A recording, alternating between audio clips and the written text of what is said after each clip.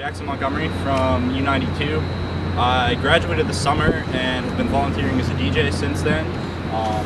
But up until that point, I was paid as the media director of U92, coordinating some of our PR, branding, promotional strategy, graphic design, things like that. I've been at the station since 2013, since the spring semester when Matt Foudy was still a student and was finishing his undergrad that semester. And then I was at the station for about a year and a half when we didn't have a general manager and we were mostly student run during that period. I saw us through the CMJ Awards where we won Station of the Year, and I was there when Matt was hired, and I've been sort of a witness to this all from the beginning. So I just want to clarify sort of the story so far. We've spoken to a lot of media outlets over the weekend. Kind of lost track of everything that we've said, and we want to kind of get it all out there in one piece as far as we understand it. So this is kind of a two-part issue. There's all the sexual harassment claims that we've been talking about, and then there's just sort of been general issues that we've had with Matt's leadership at the station. Just some unprofessionalism. We feel like the station's direction has kind of gone downhill, and we've been slacking in our content and our output these past couple of years. So that was something that we decided we'd had enough of back in June, and we wanted to meet with Del Crow, who is the director of student media here at WVU. She's in charge of U92 and the DA. So we brought up our concerns, myself and four of our other directors, or former directors, back in June to her, and mentioned both the unprofessionalism and some of the sexual harassment that we knew about at the time. And she said that she was obligated to file a Title IX report on our behalf. So we understood that that was being sent in, and that we were to gather statements and any evidence that we had and send those in. So several of us did at the time. I myself sent a fairly lengthy email. And the issue was that most of us never received any word back on that.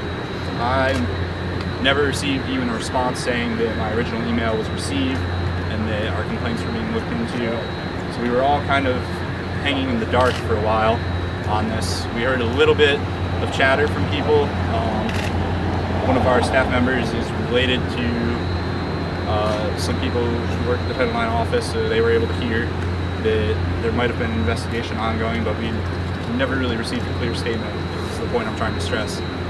At the beginning of this semester, we reached an agreement with Adele and with Matt that would allow his job description to change so that he wouldn't be allowed into our working space without some sort of valid reason or us asking him back there.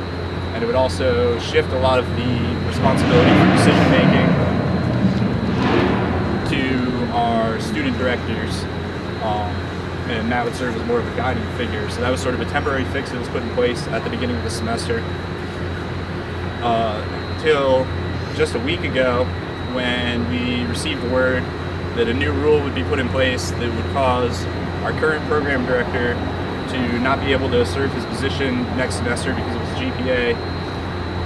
And I believe he was the only person affected by this. And we also found out that Matt would be allowed to work one-on-one training new staff members in the spring, which we felt incredibly concerned about based on the sexual harassment allegations. The one-on-one training time, potentially on the weekends with new staff members, would be fairly inappropriate. And so that's sort of what spurred the strike, was those decisions being announced to us. So it sort of happened as this kind of spontaneous thing amongst our staff while some of our directors were still trying to talk to Title IX and trying to talk to Corey Ferris, the Dean of Students, who we spoke with on Thursday, shortly before we had a meeting to kind of discuss the strike as it was happening. So we received word back from Corey Ferris on Friday that our concerns were being taken into consideration and that he had looked into it and the university was investigating it, as they said in their statement on Metro News and in their release on WVU today.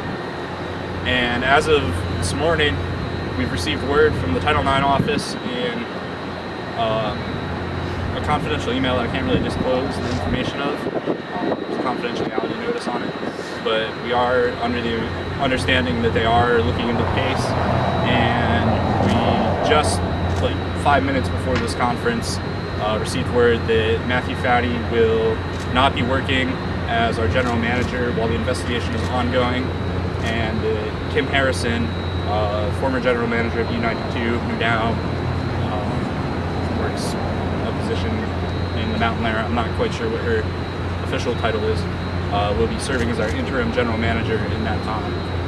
So as of now, the striking staff of U92 plans to stay off air until the January semester starts.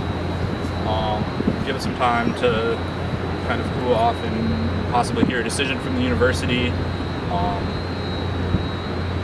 And we'll be planning what to do in that time, evaluating if we'll come back in January, everything like that. All of our statements and screenshots and audio that we've gathered will be published online later this week. We're working on building a website for it right now. It'll be the hashtag that we're tweeting out, U92.org. No hashtag sign in front of it because that's not a valid web URL. And you can see everything for yourself on there. But yeah, so we just found out that Kim Harrison will be our interim general manager. So that's that, I guess, for now. Thank you.